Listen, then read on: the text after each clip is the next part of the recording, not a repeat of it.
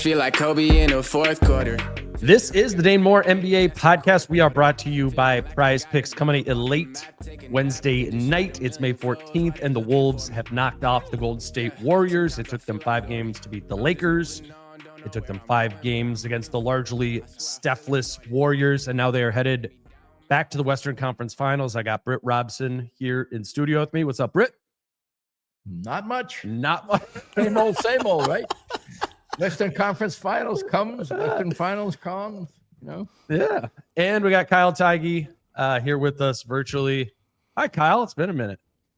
What's up, guys? It kills me to not be there, but I'm glad you had me on. So, yeah, like Britt said, just another day in the life of covering the Minnesota Timberwolves, back to the Western Conference Finals yet again. And in pretty, deserving fashion, the Steph injury and stuff, but they took care of business, I think, in the last 4 games, and now they set themselves up for a real chance to, see what happens in this Final Four. Yeah, where are you at? Like, I mean, you come at this from more of the, I don't know. I don't mean it in a pejorative way, but like a fan angle of it. There's got to be some excitement for you. Yeah. I was texting my dad about this. Like, it does feel different because I think you've been there before, and it's coming off of a completely different script, right? Like Game 7 against the Nuggets, that comeback that had so many ups and downs, where this after Game 1 and they reset themselves in Game 2, like it was pretty much a foregone conclusion. I mean, after Game 2 in that room, you said it's over, right? Like you called it. Kenny Smith at the dunk contest, you said it's over. But it was Vince Carter or like I think he was calling the dunk contest. I'm really happy for a bunch of guys on that team. Like I saw your tweet was going viral again from last May when Ant was like, hey, what you asked Ant, what went wrong? And Ant's like, we'll be back. And for them to actually be back, like right. We did a podcast late on a Friday night in September after they traded Conley Towns. And then we did another podcast like 5 months later where we're like, how many picks do you got to attach to dump Julius Randle? And now they're here again, and Chris Finch, after all the bullshit that he has to put up with, and Jaden McDaniels, all the bullshit he has to put up with, and Julius Randle, all the bullshit he has to put up with, they're back in the Western Conference Finals for the 2nd time in 12 months and the 3rd time in 36 years. This organization has finally figured it out, and credit to everyone, probably including us, but really, really fun time, if you're asking me, to be a Timberwolves fan. But it was interesting. I don't know if you picked up on this being in the locker room, but it wasn't euphoric. No, in there whatsoever. It was, I mean, when we interviewed Ant and Rudy afterwards, Ant was like, there's no satisfaction. Rudy said, he says he's not satisfied. Yeah, right. Rudy said stomach not full was his quote. But Rudy had no choice but to agree. Right. It wasn't like he said, I am satisfied. I do think it did reflect that tenor, that tone reflects, what this series was, I think, in a lot of ways, where, like Finch said in his press conference, like, can't apologize for the fact that Steph went out. Like, we took care of business after the fact. And I feel like that's what the energy of the whole group was like, all right, not that it was necessarily easy to win those 4 games after Steph went out, but they did. And Steph wasn't there. And it was now like, all right, like, here we are, the challenge is yet to come. This hasn't been an extremely difficult road for them thus far, but like, if it isn't a difficult road, I'm not sure what more you wanted them to do other than to get to this point in 10 games. Yeah, 5 and 5. They're 8-2, and I mean, the Washington Wizards played the Seattle Supersonics sometime in the 70s, and everybody was really surprised at that matchup. There has not been an unpredictable cascade of road teams and lower seeds winning like there has been this year in a long, long time. And so, the Wolves are the 6th seed, and they're right in it. But the point being, you take a look ahead and you say, all right, the teams right now, as we speak, that are obstacles in the Wolves' way, obviously the biggest one would be OKC, who's the favorite. And if they take care of business tomorrow night, then there will be a game on Sunday already, a pretty quick turnaround. But the Denver Nuggets are also very much involved. They've won 2 games. They can force the 7th game tomorrow. And the Nuggets are a team that, let's face it, the Wolves have done very, very well against, and they could easily win that series despite not having a home court advantage. And then you go into the East, and the Knicks and the Pacers still look like, the Pacers are up 3-1. Or no, they've won it all. They're already in. Yeah. But so, you've got a situation where it's wide open to some extent. Even OKC has shown some blemishes in recent days. And so, the Wolves have as good a record as anybody's. They're tied with the Pacers for the best record in the postseason thus far.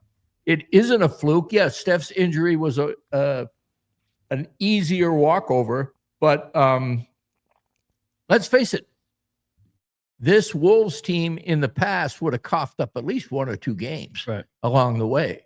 What I was impressed with was that they self-stabilized a lot throughout the series. Game 3 where the Warriors, it was a rock fight. It was like well under 100 points, I think. That was a game where, they had to win a certain way. Tonight, there was a period of time in the fourth quarter that got a little bit anxious. They threw a zone at them. They got kind of desperate in terms of forcing things, and they were able to rattle the Wolves very briefly for a period of time. In the past, these would have been harbingers of, okay, here we go. And I don't think anybody who's followed the Timberwolves didn't have a little bit of cringy deja vu about what may happen. Here's Milwaukee all over again. Here's the Wizards all over again, and they don't do that. Julius Randle gets you a bucket through 3 guys when you need a bucket. Anthony Edwards strolls into a beautiful 3 at an absolutely crucial time. It had gone to 99-90, and the air was thick with dread at that point in time. And you noticed everybody else on the Wolves relaxed when he hit that shot. And all of a sudden it was 102-90. And then Jade McDaniels steals the ball and goes down for a layup. Right. And it's like 20 seconds after, it's going from 9-14. And that felt huge.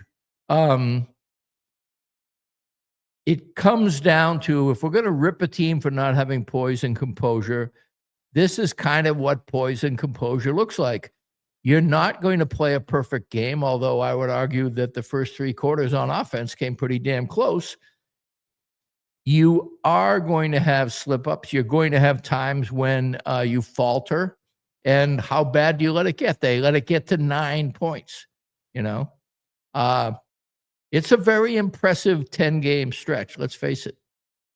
Kyle, there's a distinction to be made with this team, the regular season version and the playoff version, is what Britt is saying there. It is jarring to be like 6th seed in the Western Conference Finals. But I think there's 2 factors working here. One, it's a fact that there's a lot of parity in the West, just kind of in the league right now. There is and there was a lot of teams that could have gone here. And to the Wolves' credit, they played above the regular season mean so as to be able to do that. And they don't seem at all like a 6th seed right now. They are I think, Kyle, we were doing one at the end of the season. I was talking about how, remember how the Cavs used to always be the team that would flip the switch in the playoffs, or you would have these veteran teams that would have a superstar player on them. And the idea was during the regular season, are they going to be able to flip the switch or not? And, those LeBron teams did. Well, this team is young, and it isn't just, one aging star on their team, but they do have some of that to them as well, where what we got to know them as during the regular season is not necessarily a reflection of what we saw actually play out in these 10 games we've seen thus far in the playoffs. What do you make of that? Where does that come from? Is that more concerning or encouraging to you? I mean, I think it's concerning, or not concerning. Sorry, I was thinking about a specific moment in time as you and Britt were talking about this, and I think we should at some point talk about the parity thing because that ties into this specific team and this roster. But I mean, big picture, all of this stuff that drove us crazy all season long, just kind of they fixed like a light switch when the playoffs started. I mean, maybe they turned the ball over a little bit, and maybe they play with their food a little bit, but it's like, hey, they can't close the last 4 minutes of a game. I think they led the league, right? In clutch games, they played over half of their games were like in the clutch time, and they had like the second worst record. And then against the Lakers, every time it got to the last 4 minutes, it was like, hey, Luka and LeBron can't score, and we're just going to go on little runs, or we're going to ice it. In this series, again, it was like these big leads. I saw Britt tweet at some point in the fourth quarter, there was like that little Bucks fear of like, oh my God, like these 5 random guys are playing really hard.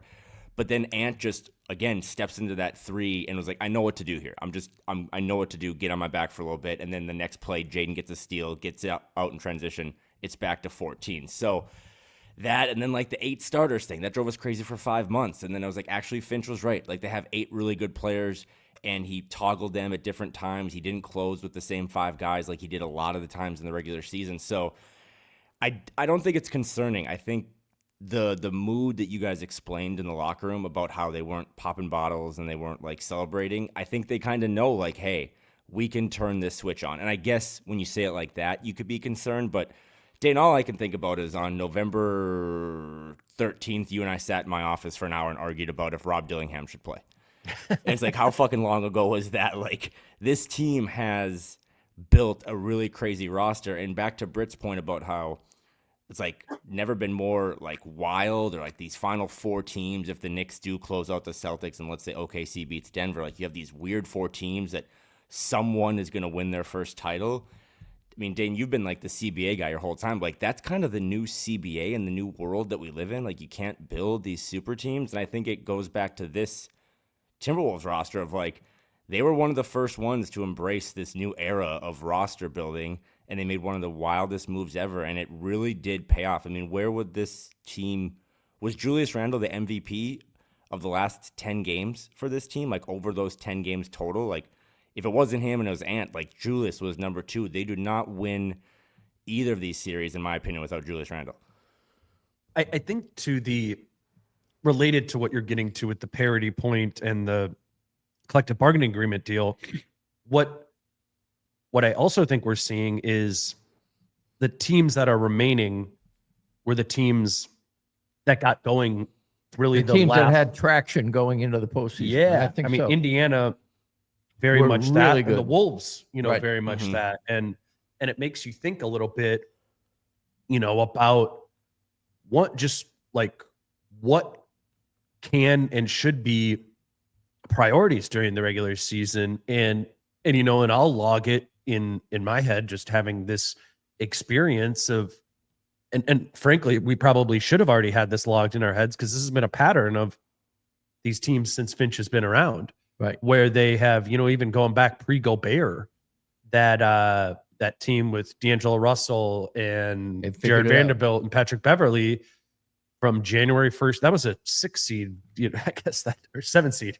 I guess this team is too, but that was not a very good team. But from January 1st on, right, they had the number 1 offense in the entire NBA. And we've seen, I think in part due to some injuries and stuff like, external factors, Rudy being new, Julius being new, whatever. But there just has been some value in peaking at the right time. And I don't say that to take away from anything. I think it's hard to peak at the right time. I think it's been hard for Indiana to be patient and keep believing, keep going. And I think it's a major credit to this Wolves team and Finch and Julius Randle in particular. That's what a lot of my questions were about in the press conference today, was just there was a vision and a belief here. I think that really started with Chris Finch and Julius Randle about what those two could be in tandem together in the context of this team that went to the Western Conference Finals a year ago. And that sort of steadfast belief and having the longest view in the room, right? Britt, is something that really has fueled this team. That's as important as anything. And let's stop and think about how extraordinary this is. Okay. When I saw that trade, I thought, okay, Dante DiVincenzo, 3 years at $12 million a year, a perfect bridge from Mike Conley to Rob Dillingham.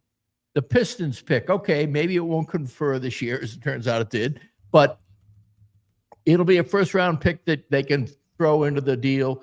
And then Cat's money is no longer an onus on the second apron. We're not going to have to pay, the Wolves are not going to have to pay $60 million to Cat in 28-29. And then at the end of that, I'm thinking, okay, Julius Randle, maybe he'll fit, maybe he won't. You can bring him off the bench. He can be one of those guys that can get you a bucket instantly, but he'll be gone by February, the trading deadline. If he's not, they can, even if he gets his option, they'll figure out a way to trade him in the offseason. Then you go to the press conference, and Julius Randle saying, couldn't be happier I'm here. Chris Finch had me 7 years ago. Nobody's ever used me better. It's going to be fantastic. Chris Finch comes in and goes, I love Julius Randle. He's the starter. Things are going to be fine. You've got Rudy Gobert. You got Anthony Edwards. You got Mike Conley. You got Jaden McDaniels. And you got Naz Reid, who's in the mix, who's the heir apparent by most logic. And then the next thing you know is the way that Randle and Finch are talking, it's like the rest of the team isn't clued into this yet, but they will be, because he and I have got this thing going that is going to work. And we were like, yeah, sure. That is an incredible headwinds, and managing the chemistry of a locker room during that particular time and having it be some rough times and taking a real dignified, pretty much 20-year vet like Mike Conley and having him run back and forth and sticking him in the corner for a while, and having the team have a terrible offensive rating.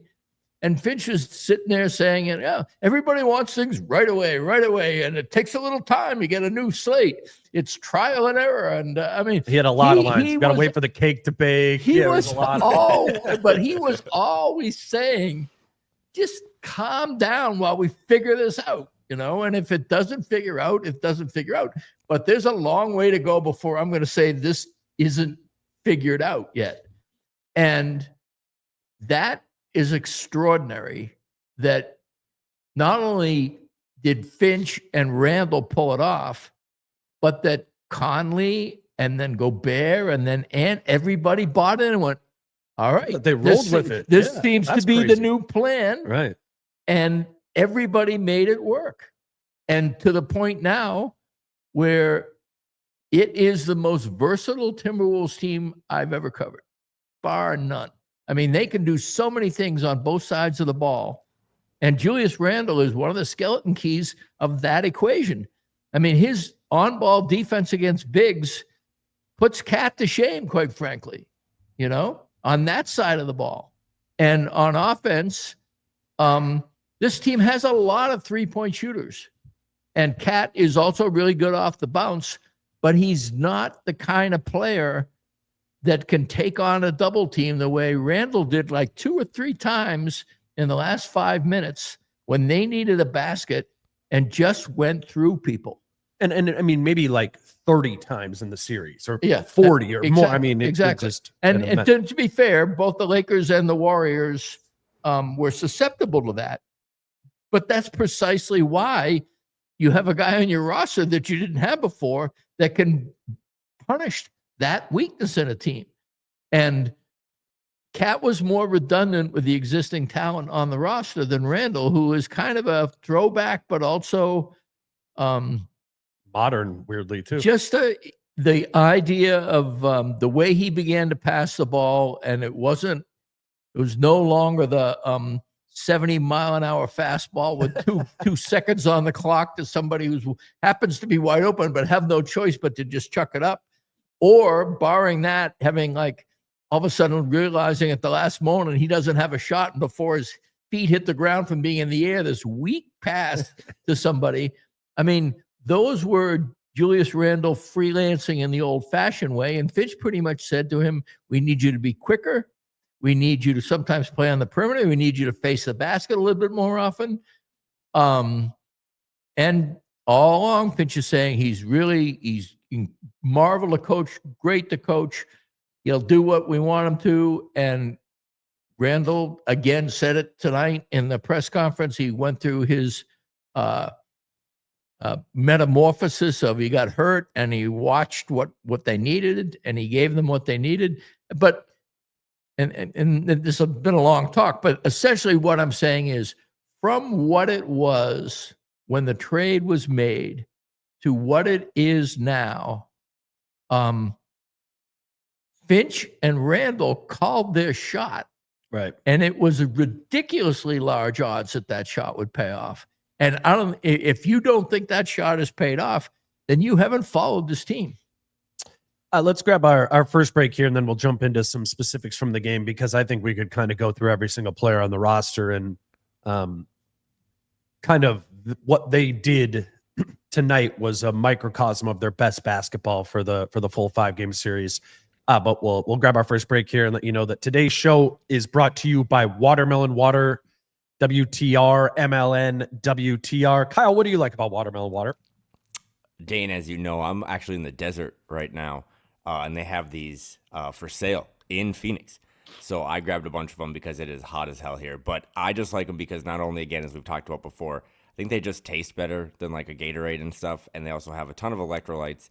I brought one with every time I go for like a walk during the morning. So they taste good. They're packed with good things for you. My wife really likes them too.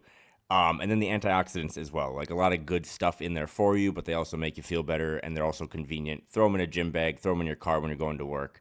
And really good flavors, not just the watermelon one, but the lemonade one as well. So if you haven't tried them, I highly, highly recommend going and grabbing one, either online or in a store near you. Yeah, they're in a bunch of stores near you. We always highlight Target and Whole Foods because you can get those there in person, but you can also order them online, throw them into your Instacart if you get your groceries delivered from Target, or obviously Amazon works with Whole Foods. You can put them in your cart there as well. It's cold pressed watermelon juice. Kyle and I genuinely really like these. They've been the replacement in my fridge for something to just go grab. And I know I'm grabbing something actually healthy. Again, that's WTR, MLN, WTR, Amazon, Target, Instacart, whatever. Try them out. We really do love them. Today's show is also brought to you by Prize Picks. Kyle, do you have any for tomorrow's slate of games? We got Knicks. Or no, are both of the games tomorrow? Yeah, I think it's just Thunder. Okay. No, I think it's just a Thunder, right? Because the Knicks played tonight. Yep. Yeah, Knicks played tonight. So Thunder Nuggets tomorrow. Dude, there's like basically, it's not a free square, but Hartenstein has gone over points and rebounds like the last, 30 games. He plays a lot against Jokic, but the number is 19.5. So Hartenstein more than 19.5 points plus rebounds. And then, Britt hasn't even looked at the board, but Britt, just take any stat for Jokic tomorrow, and you're probably taking more, right? Closeout game in Denver. Jokic has just been otherworldly. So I think his points, Dane, are like 28.5. His assists are 6.5. His rebounds are 14. Just put those all in a blender. I think his total for those three stats is like 56. It's like, okay, whatever. He's going to play almost 48 minutes tomorrow against the Thunder. They're going to need every ounce of him. So put those two together, and I think that's a pretty good little payout. He'll have 6 assists by half. I'm pretty sure he will. Sorry, I'm fighting a cold here over. Yeah, I think, for Wolves fans listening to this, you kind of got plenty already on the line when you're watching these Wolves games. But if you are just sitting down to watch a game on TNT, it's easy to, look at these numbers, put together a lineup, $5 on it, and have a little something else going. If you do not already have an account on Prize Picks, you can go to prizepicks.com or the Prize Picks app. Use the promo code Dane, and your account will be credited with $50 when you place your first $5 lineup. We were talking about Randle before, so let's just stay on that a little bit. I do want to get to Ant specifically as well, but Randle to me is the story, because for me, what he did in these playoffs was just so impressive to me. I don't even want to say like exceeded my expectations, even though it did, because I feel like that's me almost like coming at Randle. I think we all saw Julius turn a corner once he returned from injury and he was back for those 20 games. He's shooting 40% from three. The Wolves are winning 80% of the games. They went like 17-4, I think, over those last 21. So we saw this, but actually we didn't. We did not see this level of Julius Randle. This level of Julius Randle that we got in this series was just dominant. And I had constantly been talking about, I think Julius is a really important part about this, but it's a lot about discernment. Don't be the guy going into isolation in a matchup against a really good defender, which I would have said coming into the series, like a Draymond Green, like a Jimmy Butler. But what he did in this series is he gave it to everyone. Yeah, when he got a switch and it was a mismatch, he cooked. Or he got double teams and he sprayed it out and was the playmaker that he was. But he scored on everybody. That bucket, that his 2-point bucket, his fadeaway game, his explosion to the left side of the rim, it was there. It didn't matter who was guarding him in this series. I think he finished tonight 11 of 12 from 2-point range. And a lot of those were layups, but he gets into his bag in the middle of the floor there a little bit. He just consistently knew how to get buckets against this Warriors team for 5 games. You can nitpick some of the turnovers. That's a team-wide issue. We'll talk about that. But just specific to tonight, thinking about the player who you and I were sitting at games, kind of like gritting our teeth about at times in January, just the juxtaposition. What stands out to you?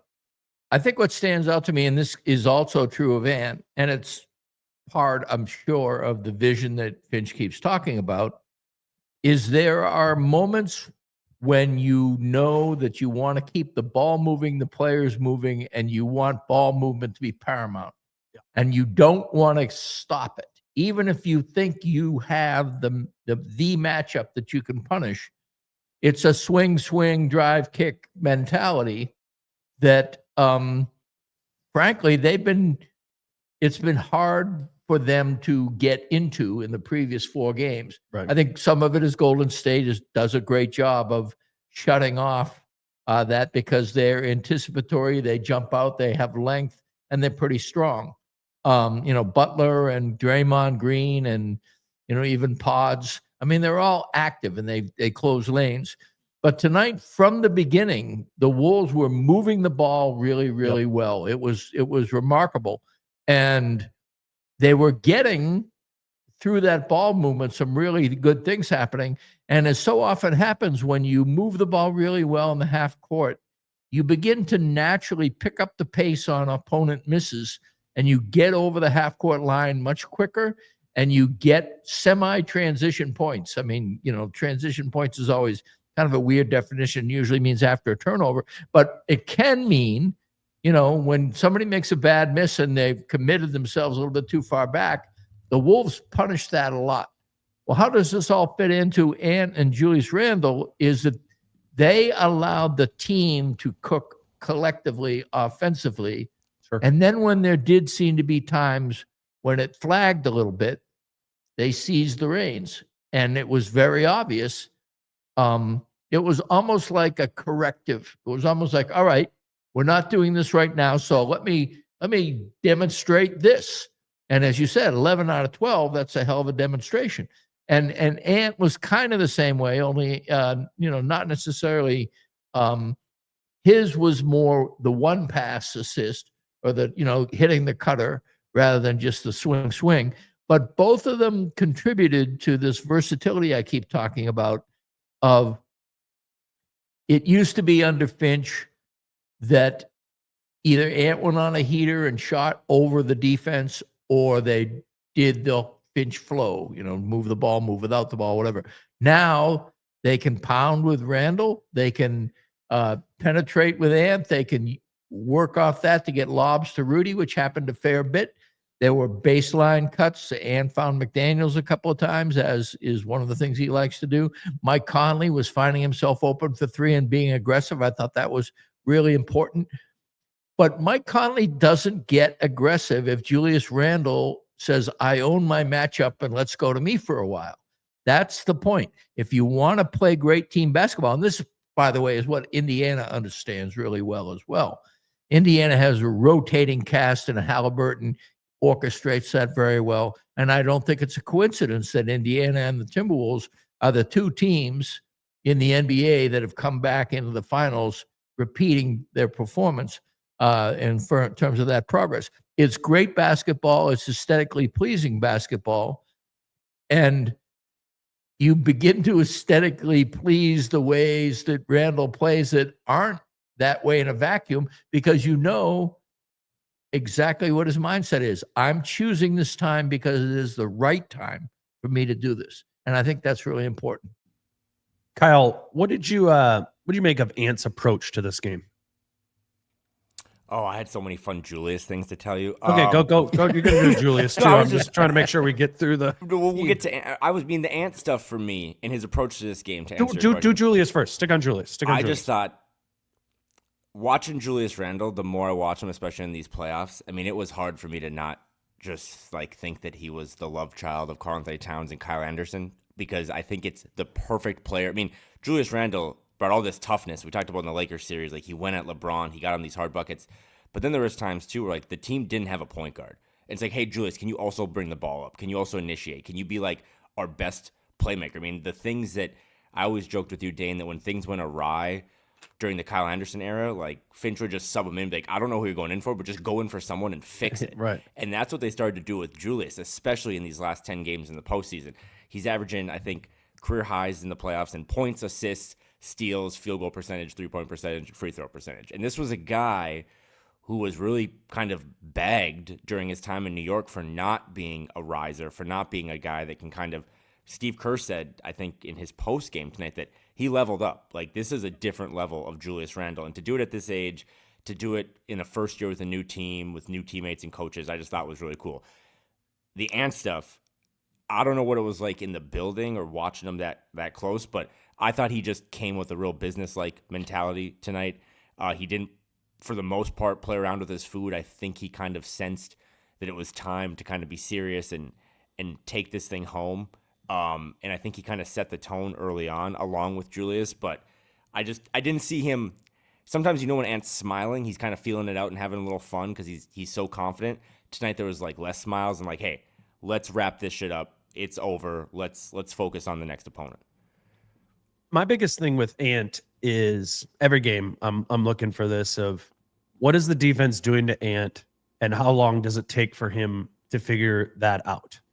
And in this game, much like the Lakers did in game 5 of the last series, you remember when Rudy Gobert had 27 points and 24 rebounds, what the Lakers did in game 5 and what the Warriors did in game 5 was they said, we're putting 2 on Ant. You set a ball screen, we're taking it out of his hands, and we're making him pass to the player who's open. And when Rudy Gobert's man is the guy who sets that ball and they blitz that ball screen, the guy that is going to be open in that position is Rudy Gobert. And it was the very first play of the game. Beautiful play. They put 2 on the ball. Rudy rolls down the middle of the floor, and Ant finds him on the short roll in the middle of the floor, and Rudy actually hits a kind of floating jump shot. I said during the regular season when we were doing pods that specifically was my single biggest fear for this team, or if I had to pick a reason of something that knocks them out of the playoffs, it would be a team who can be really effective in taking Ant away with blitzes and doubles. And then what comes after that when the player who is open is Rudy Gobert, and where does this team live with their trust in Rudy? Because again, he's the open player. Anthony Edwards instinctually, I thought, made that first pass to Rudy on the roll, which is an immense leap in growth for him, just even to subconsciously have that in his brain. Subconsciously was going through his brain before. I mean, wouldn't say it, but we watched enough to know it was like, the last thing I want to do is give it to Rudy right here at 9 feet. I mean, it just, right, you'd watch it enough, it was. But Ant's discernment in this game, it wasn't the case in all of the other games, but he quickly discerned what he had to do and he did it. And when Ant does that, the quicker Ant is to discern the quicker his teammates, however the coverage is playing out, the quicker those teammates profit. And tonight it was Rudy, and because it was Rudy, I think that is just an immense signal of what we were talking about at the top of this team. This team was a 6th seed because they got lost in that all the time. They just got lost in their lack of offensive direction so often because the defenses would take them out of their direction. And I just thought that was extremely encouraging. Not only that it happened tonight, but that it also happened against the Lakers, both in closeout games. That this team has that gear, Britt, in closeout games is a major credit to Anthony Edwards and just the direction that this offense is going. And the attitude that enables the play. I mean, you talk about Ant, and you're absolutely right that Ant was reluctant for reasons, Rudy Gobert can't finish from 2 feet as well as I can finish from 22 feet, and that kind of attitude is, I don't know if he has the hands for it or whatever. That opening play was like choreographed. Yep. As soon as they came, Ant went on the roll, and Rudy went on the roll, and Ant hit him in stride. And what was great about it was Rudy says, okay, I'm rolling. It's the opening play of the game. And bam, there it is. It's right in my hands. And I think if Rudy rolls and doesn't get a pass for 3 or 4 times, and it's that same play happens late in the first quarter, early in the second quarter, he doesn't catch it and finish it in all one motion. I think that his attitude is, all right, I'm getting rewarded right away for my role, and here I am, I'm going to finish it. And I thought that was an extremely positive sign that was the first points the Wolves put on the board, because Ant's timing of getting off it was perfect. The momentum of the double going toward him was irreversible, and Rudy was already 3/4 of the way to the basket, and Ant hit him in a way that made that roll. I mean, it would be hard to miss. You know how it is when you're catch and shoot 3-point shooter. You catch it in rhythm and you have no choice but to put it in the basket. Rudy had no choice but to get that pass and make it go in. The thing is, Kyle, is that play couldn't be choreographed because it was the first play of the game and it was a different coverage. That's the thing to me, is that it was spontaneous, that they found that. That, and I mean, don't fact check this, but I'm pretty sure Ant converted on more lobs tonight than he did all regular season. Like, I think he had at least 4 or 5 of them, and the Rudy ones were really good. I also think there had to have been a message after game 4 to Rudy to just like, hey, dunk the ball, don't lay it up, because every time he did dunk it, someone like got in his chest and pushed him. Like Dante did it twice, being like, that's what we want, that's what we want. But the play that really stood out, that was like, again, getting emotional, thinking about like the 2020 draft class, that was like basketball porn for me, was when Jaden McDaniels, who has been buried in the corner so many times before January, and is shooting 26% from 3, and he's not a 3-and-D guy. When Ant gets in the middle, he breaks down 3 defenders, and he has Jaden cutting baseline for the lob. I mean, that is like, that's your diploma in graduate school. Like, that is, you have figured it out. You have done it. Rudy is one thing, but Rudy is always kind of a lob threat. And then after the game, I think Ant told you guys, like, I keep telling him, like, cut, like, I'm going to find you. That is not the man we covered in the first 3 or 4 years. And for him to solve that, and like you said, Dane, more coverages, and tonight he was like, closeout game, business-like mentality. I don't even have to shoot the ball much. I think he took, 15 shots, third most on the team, I think. And he was like, I'm just going to get others involved, and we're going to run this team out of the building. That is like the supernova growth of a superstar. Not only that, but he took almost all of those shots when the team was swimming for some kind of at halftime. No starter had fewer shots than Ant. He was 2 for 4 from the field at the half. Randle had 9. Randle had 9. McDaniels had 8. Conley had 5. Rudy had 5, and Ant had 4. But Ant did, you're right, Ant had 6 assists. And, it was it wasn't like Kobe saying, all right, they told me not to shoot anymore, so I'm not going to shoot at all. It was, hey, this is the way, yeah, exactly. This is the way it's going. And not coincidentally, it was by far their best ball movement of the series, by far. I want to talk about Mike Conley. And Mike had an incredible game tonight, but I was thinking as he was playing about the bubble. I don't know if you guys remember this, but the Jazz were playing the Nuggets, and it's 80-78 in game 7, and there's like 25 seconds left in the game. And Donovan Mitchell is, looking to get his one at the top, and he's looking to attack for the Jazz, and he goes to the basket, turns it over in a way that Denver starts sprinting out the opposite direction, and Denver's up 80-78 at this point, and they're going down, and for some reason Royce O'Neal takes a layup, and he smokes this layup. Rudy Gobert grabs the defensive rebound with like 6 seconds to go, kicks it ahead to Mike Conley, who sprint dribbles up and in the left slot pulls up to take the game-winning three. Again, Utah's down 80-78, and Mike Conley shoots that, and it rims in and out.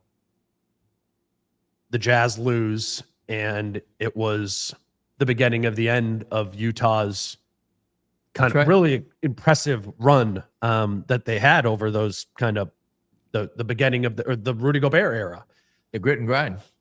And I have heard that after that, like, Mike went to a dark room sort of situation and didn't come out for a handful of days after that. In part being like, that shot, that team was probably my chance to win to win a championship, to go to a conference finals, something he'd never done before. And it wasn't his last shot to do that. And ironically, it's happening again with Rudy Gobert as his teammate, Joe Ingles as his teammate, and a younger and better Donovan Mitchell next to him in Anthony Edwards. And the second coming of Zach Randolph. Yeah, Memphis. I just think, Kyle, it's, you've got to know Mike over the course of time, as have we. He's when you're covering a team, you try not too much to cheer for people, and you try to, take in what they are doing and what they aren't doing. I think when players get a little bit older, in particular, and when they're a good dude like Mike, there's part of you that wants to see them overcome what they haven't yet been able to overcome in their career. And he's older now, and he's probably not the same player he was in the bubble, but he had, what do you have tonight? He had 12 points. Oh no, is this the halftime box? No, dude, you got to do the full Mike box Conley score, because it's we should have started with him. 16 points, 8 assists, 6 rebounds, 8 assists, 4 of 6, 4 of 6 from 3. Played 26.5 minutes. He was excellent. Go ahead. I was watching him and I was thinking of just his relationship with Ant. Ant post game called him the best vet you could ever have, and then Rudy and pretty much all those guys, whenever they're asked about it, they're always saying, like, we want to win this for Mike. And then Rudy said, I don't really care about winning it for Joe. I asked those guys, I asked Rudy about game 7. That's what for that question. And he just started like nodding right away. Cause I think Rudy knows that shot, killed like part of Mike's heart. Yeah. We've said this a million different ways, but he just means a ton to these guys as a guy and a person. And Julius Randle, after the last game in Golden State, when he was asked about Mike Conley, was those guys should be oil and water. I mean, they collided with each other stylistically, and just there wasn't enough room on the court for both of them in the first month and a half of the season. And there were times where Conley kind of obliquely would say something like, well, you can't, he would criticize a defensive play that just happened to be Julius's defensive play or something like that. And it took a reconciliation of what, and Conley spoke about this after the game tonight. He said, it was a trial and error type thing. But Randle said things like, this guy is really smart, really special, and he's a tremendous leader. And he's only been there a year, The point being, Mike Conley had a great game tonight because the Timberwolves moved the ball really well tonight. And that's when Mike Conley's at his best, because Conley is a connoisseur of ball movement and he knows what to do. He's far more aggressive with his shot if he's getting it back as the fourth pass in a half-court possession. He's not a walk-down-and-shoot guy most of the time. The only other times he's ever really been aggressive with a shot, independent of swing, or moving around, drive and kick, is a high pick and roll with Gobert, and that doesn't happen as much this season. So the idea, everybody talks about barometers all the time. If Mike Conley has like over 8 shots and he makes more than half of them, you can be pretty sure that the ball has been moving and he's comfortable taking those shots when he takes those shots. So it's a great sign that he had 16 points and he had 7 shots, as it turns out, but 4 or 6 from deep and free throws, 6 assists, just 2 turnovers, a steal. And I just think that he is, again, if you want a certain thing to happen on offense, then Mike goes in the game. If you want to have some poise, you want some really, really well-run half-court offense, you bring him in. If you want somebody who is aggressive in that space between setting up in the half-court and not quite getting there when you're on defense, Conley can do that for you. But he and Dante DiVincenzo, again, very, very different types of point guards, not the same way. But Conley is your guy if you have Rudy Gobert in the game and you're just starting out and you want to play fundamentally good basketball, and that was proven again tonight. See, I think a big thing, you mentioned his relationship with Julius. I think Julius really appreciates the fact, and when I was in Golden State, seeing those two like talk to each other and come together a lot more than I saw really smart at the beginning of the season.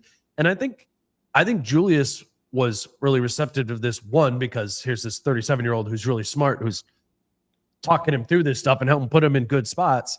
But I think part of Kyle Julius's appreciation for Mike is that he knew he's kind of gotten Mike's way. Like that was definitely a thing that was happening at the beginning of the season. And like Mike Conley kind of became baggage, whatever, cast aside because of what sort of primacy, that was your word, Britt, that Randle was getting as the point forward in this team that kind of relegated the point guard to the corner. And I think if this version of Mike Conley is anything, it's like selfless with the greater goal in mind, and his relationship with Julius Randle, I think, is extremely indicative of that, or a great representation of who he is. We talk a lot about Julius coming back from injury and him being really good for the last 20 games. When Mike got healthy with about 40 games left in the season, and his play and production really improved.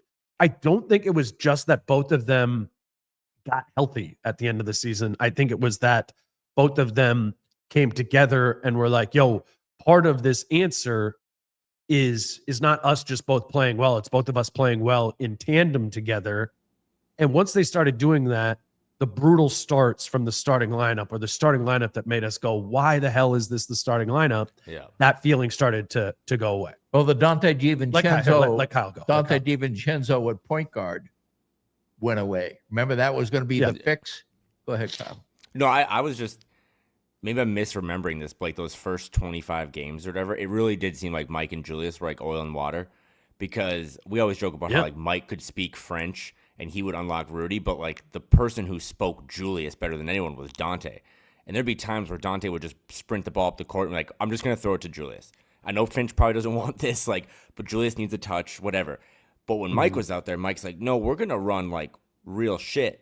And then Julius would sometimes be like, well, I just want to pound the ball and get to my spots. So I think it did take those guys a little bit too. But I think what Britt said about Julius's comments on Mike after just being here for less than a year. I mean, Dante did that podcast, Dane, the studio down, where he also talked about like, hey, Mike is like the greatest teammate ever. But I do want to say on his stats and his 12 and his 8 and his 6 tonight, and he was great.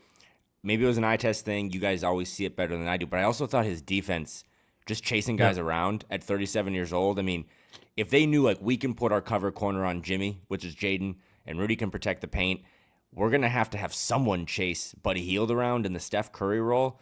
And I thought at 37 years old, Mike Conley did about as well of a job as anyone could have done on that team.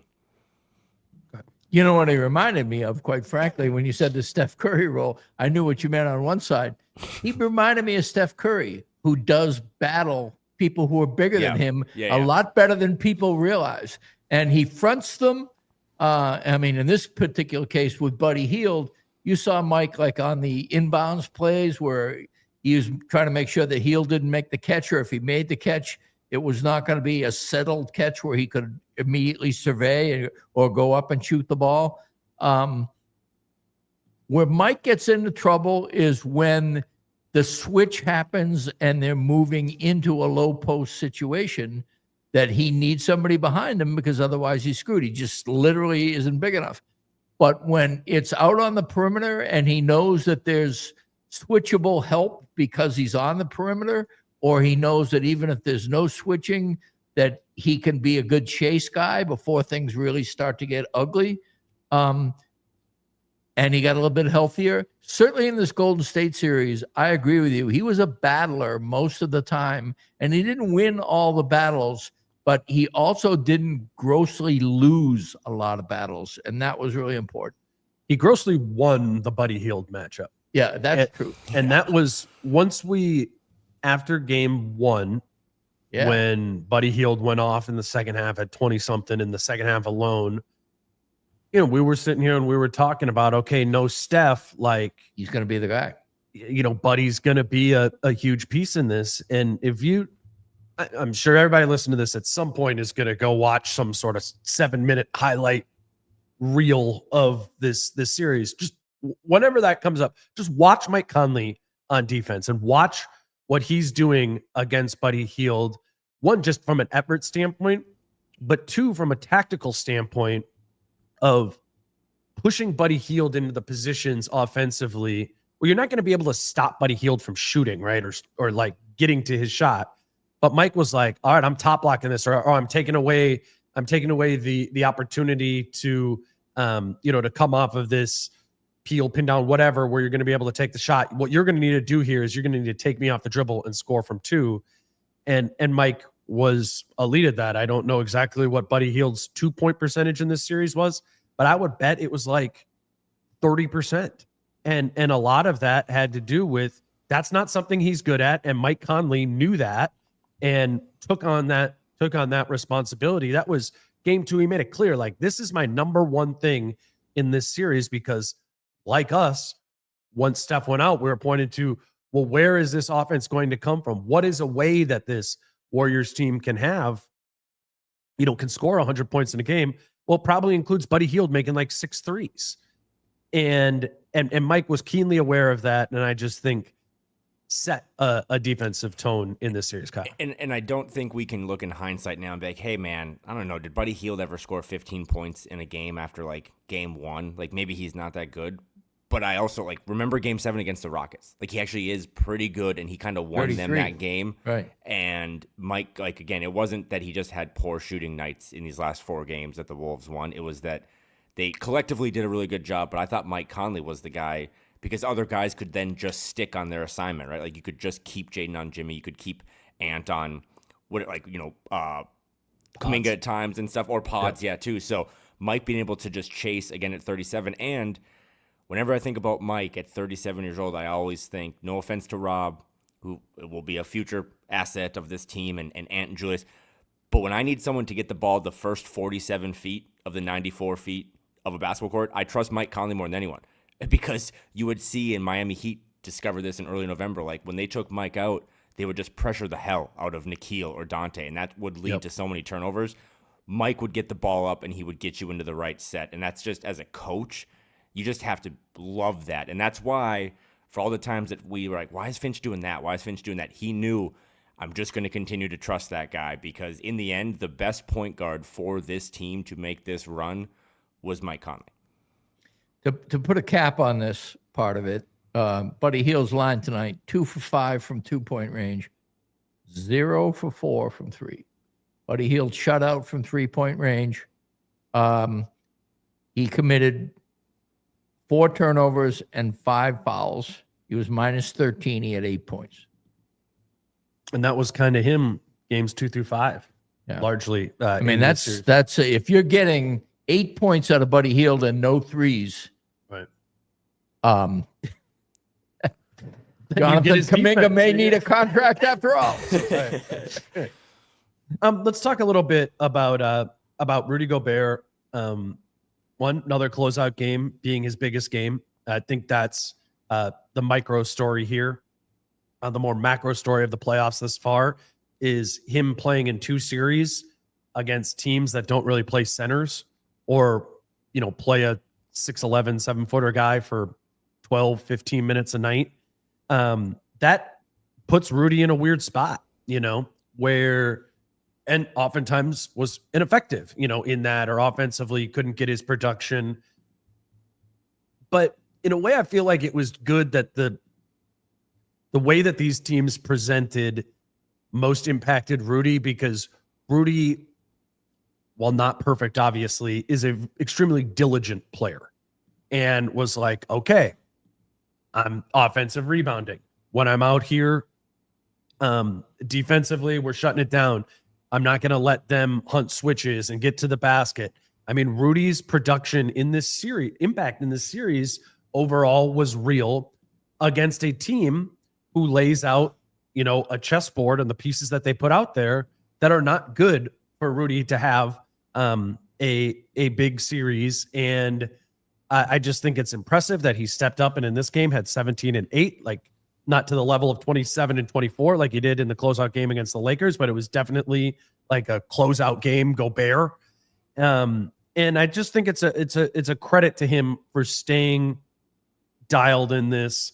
Definitely frustrated at times when he went to the bench. Certainly was tonight when he got pulled when they were doing the hacka Rudy sort of thing, but largely stayed focused on the larger goal of this team, and I don't think he totally felt irrelevant in this series. I think he understood why Finch was going with what he was going with and leaning more into Reed and Randle, given just what the opposition was.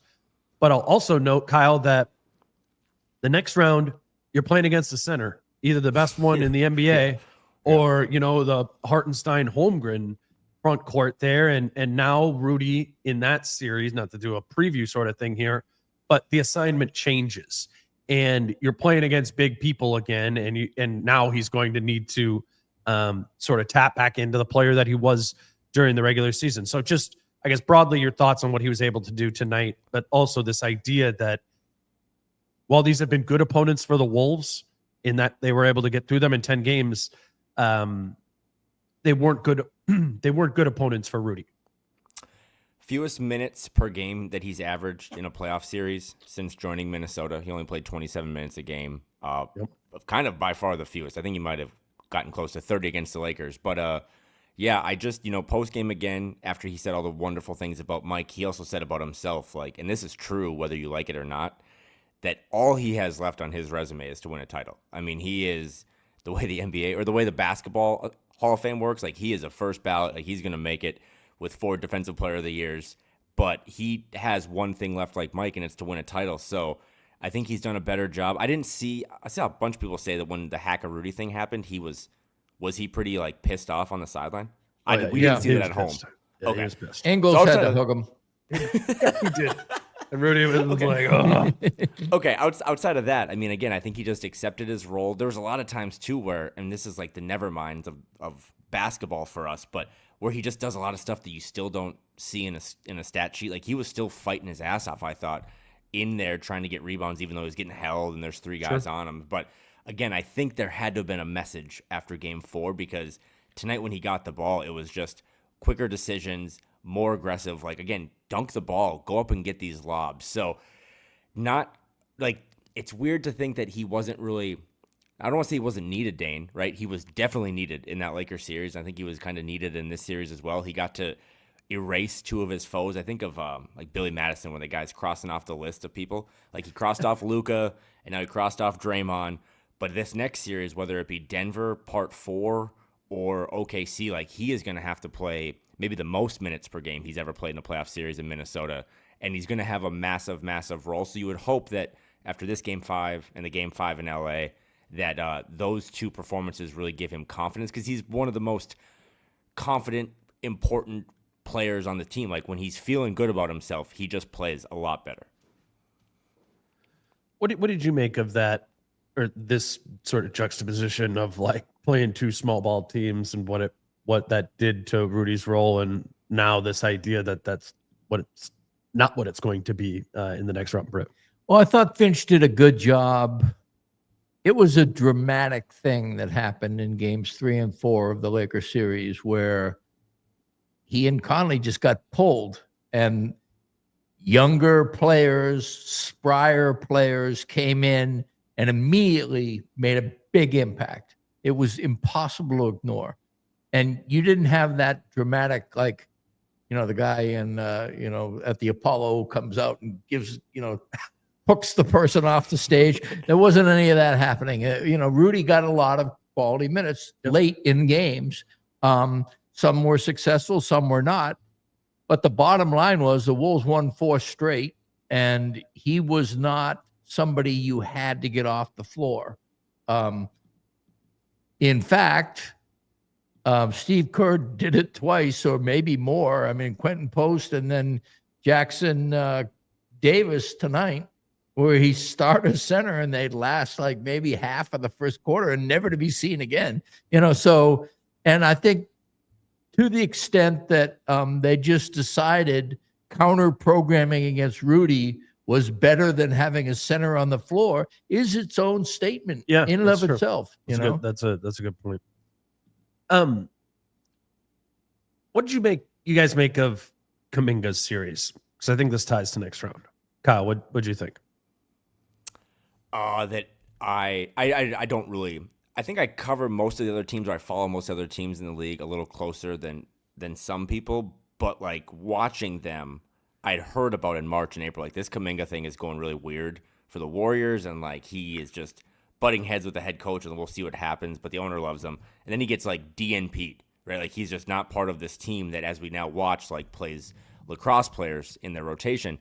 To watch him, he was at times on a court with Anthony Edwards. It seemed like the most athletic player on the court. Like he was a completely different lever for that team than I think anyone else on the roster, including Jimmy Butler. And I'm guessing you're saying moving into the next series, like this team is probably going to play some real athletes. I mean, even like the Lakers series, right? Like it's a slower Luka or a 40-year-old LeBron. In this series, it's like Jimmy and stuff.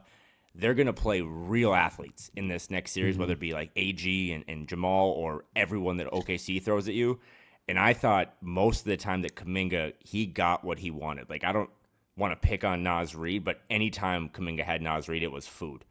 Every time. And I think that's something to kind of, again, use Kuminga as like, hey, we got to use this film to talk about this next series.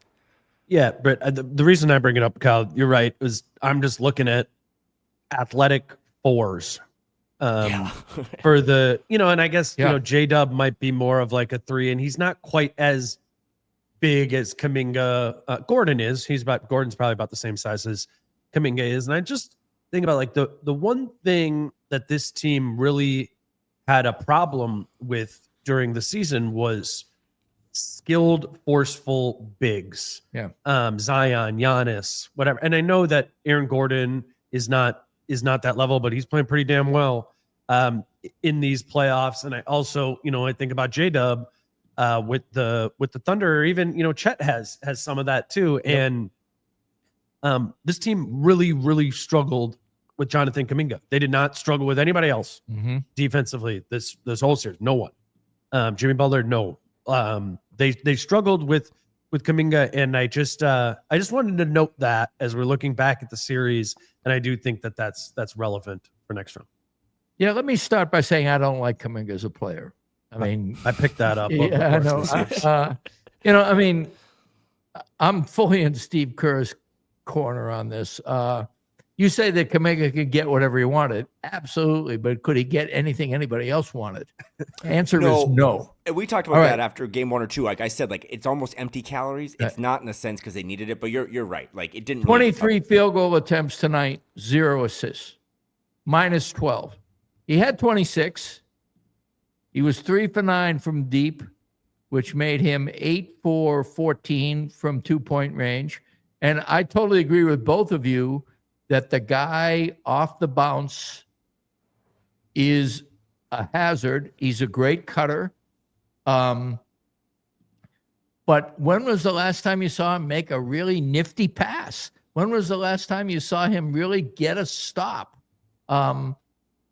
He has a lot of athleticism. He is not a team player.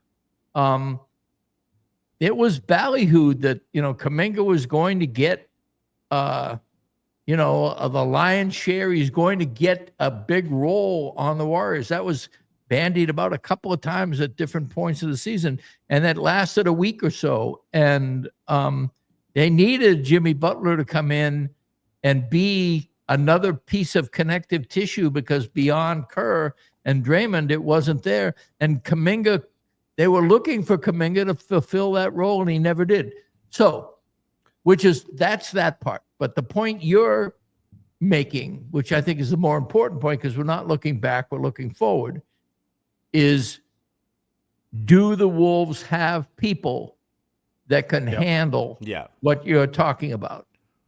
And what I would say right now is they are better able to do that than they have been at any point in this season. And I think it's because of confidence and because of this vision and this gelling that we're talking about. I don't think Julius Randle is a natural matchup for this kind of thing. I think he's a more natural matchup for Aaron Gordon than he is for a Kuminga type or a J-Dub. But I do think he can take a piece of it. I think that Ant can take a piece of it. I think McDaniels can take a piece of it. And I think you want to rotate off these guys or move these guys, or you want to find ways, if the matchup is a straight, match, Randall and the other guy, Aaron Gordon is as good of a litmus test as to where Julius Randle is in terms of team play and also individual matchup. I love Aaron Gordon, and I think that his value is a lot greater. I think if you take Jokic off that team, his numbers soar. They don't win as many games, but that guy is talented, and he's not only that, he's a great defender. And J-Dub is a great defender. The Thunder have a ton of wings. Every really good team, Indiana, every good team seemingly has a ton of wings. But the Wolves are a good team, and they have a ton of wings. And so it will be interesting to see. I know what you're talking about in terms of a guy who can cut and shoot and dish and play defense. And there are more of them in this league because it is the prototype that most GMs are looking for. When you have that, if they're freaks like Zion, you're not going to stop them. At least the Wolves aren't going to stop them. Well, and I think Kuminga is physically the freak like that. I mean, he is a 9 out of 10, 9.5 out of 10 athlete. And I mean, he had 97 points games 2 through 4, shot 62% from 2, 29 of 47, and 39% from 3. And I think with the Denver one, it'll be interesting if it is Denver to see how they match up. Last year they put Cat on Jokic and had kind of Gobert lurk off of Gordon. I'm not even sure if you can really do that against Gordon anymore, given the level of offense that he's playing. But I have it. I mostly have it highlighted in my head, and we'll do a series preview at some point. Hopefully we have a long time before the next round starts. But I have it highlighted for J-Dub in my mind because Jaden is probably going to be on SGA, and if it's Chet and Hartenstein in the front court, that's probably Randle and Gobert. I think that means Ant then on Jalen Williams, and and Ant is certainly capable of that, but I just think it will stress him on the defensive side of the floor. When in an ideal world, you don't want Ant to be overly extended there. Kuminga gave it to Ant when Ant was guarding him in this series, and maybe part of that was I don't think Ant was super dialed. I think surprisingly well, and a lot of it has to do with the fact that again, the guy has the goods to be, I think, maybe a near all-star player, but he just does not have the attitude or the head or whatever you want to define it as. I mean, what's crazy is a guy that talented couldn't even break into Steve Kerr's rotation. Now, Kerr, Jason Tatum can tell you about Kerr's decision-making as to whether, he's going to be flexible with people or not. But, Kerr is also a very good coach, and I thought he actually did a really good job with his team this series. He didn't have any room for it. I think Jonathan Kuminga is just going to be such a perfect net. Like just, catching lobs from D'Lo and winning 25 games. Right. He averaged more minutes to Britt's point earlier, like I thought he could score kind of whatever he wanted, but to Britt's point, he played more minutes per game than Mike Conley and he averaged less rebounds. Like he just did nothing else that led to winning. And I think I've gathered from this conversation that I'm higher on Kuminga than I think the two of you guys can. No, Kuminga's the guy that you would like. If he played at pickup, like he would never pass you the ball. Like he'll just going to get his, and he's happy if he got his and his team lost. Like there was no winning qualities that you saw from him, but he did have all of the skills and stuff to be good. But I think just big picture, when you're talking about, like you mentioned Jaden on SGA, and again, we'll see what happens in game 6 or 7 of that Nuggets Thunder series. But I just like the playoffs because I could also see Jaden being like the 6th most important person in that series randomly, because every series is its own, like, I could see Nikhil having a really big series after having 2 absolute just like stinkers, right? That's what makes the playoffs so good, is every series is like this was a completely different style of fight, even without Steph, than the Lakers series was. And I think you're seeing that now, like what Thunder did to the Grizzlies, now to the Nuggets. It's going to be really, really exciting. And I think it's kind of bringing us all the way back to like, hey man, for the second time in 12 months, they're going to be playing basketball in late May. Do you have a final thought, Britt? I think that the Thunder is the favorite to win a ring. I mean, they won 68 games. I think the Nuggets have played extremely well. I would love either matchup. The Nuggets matchup, if you're hoping the Wolves will win, they've won all 4 regular season meetings this year. They have had playoff success extensively, way back when they denied Jokic a playoff appearance in game 83. But a 7-game series against the OKC Thunder would be my basketball version of Nirvana. I mean, if the Wolves are good enough to take the Thunder to 7, and I think the way they're playing right now, I can see that happening. Then it's crazy. I mean, we're already thinking about like the Lakers. Was like, how long ago was that? You know, and now this Golden State thing will just like fade into the greater woodwork. We've got potentially, a month left of basketball practically. In fact, more than practically. June 22nd, I think, is when the whole thing wraps up if they goes 7 in the finals. And you've got some really good teams. They're not necessarily the powerhouse dynastic teams that you'd expect, but The Wolves need to keep improving to keep this ride going the way it's going. But I love the idea that this team is in such a good place with themselves and with their coach. This is the healthiest this franchise has been since I've covered the team. And I think they're ready for a huge challenge, win or lose. It's just going to be beautiful basketball. Drum it. Oh no! So I froze for a sec. Britt said the C word, so I'm gonna close with this This is my last thing, but I'm gonna put Britt on my back, and we're gonna do a little bit of a victory lap. Chris Finch post game had one of the coolest quotes I've ever heard. It was like a bar, and he said the challenge we laid down to our guys from day one was quite simple. One question: were you a Western Conference Finals team, or were you a team that just happened to make the Western Conference Finals? Britt and I won. He's the best coach in franchise history. It is no shade to the late, great Flip Saunders, but he is minted. He has taken two different completely rosters led by very different players to the Western Conference Finals. And I think the next time you're upset about any coach in any sport, or especially the NBA in January, if it's Knicks, Pacers, and if it's Thunder, Wolves, all four of those teams have had their coaches, I think, for 5 seasons. Okay, so it's cool what Denver did. It's cool what Memphis did. It doesn't really work.